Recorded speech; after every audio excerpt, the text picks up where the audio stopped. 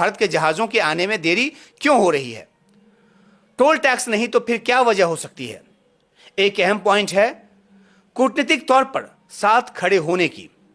क्योंकि भारत इस साल ब्रिक्स का चेयर है, ईरान की मांग है कि ब्रिक्स चेयर के तौर पर भारत ईरान पर हुए हमलों की मजम्मत करता हुआ बयान जारी करे। ब्रिक्स में जहां चीन और रूस हैं जो कि ईरान के सहयोगी समर्थक हैं, वहीं सऊदी अरब और यूएई भी हैं।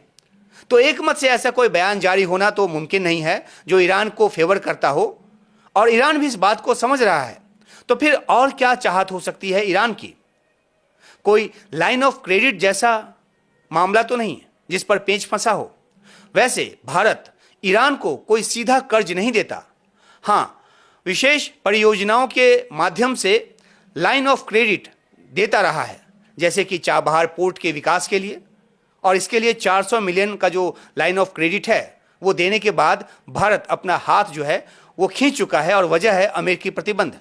अमेरिका ने चाबहार पोर्ट को लेकर जो रियायत दी थी उससे उसने अप्रैल 2026 के बाद आगे बढ़ाना बंद कर दिया, इनकार कर दिया। लिहाजा भारत अपनी वित्तीय जिम्मेदारी निभाने के बाद वहां से निकल चुका है। तो क्या ईरान भारत के लाइन ऑफ क्रेडिट को फिर से बढ़ाना चाहता है? क्या ऐसी उसकी मांग है?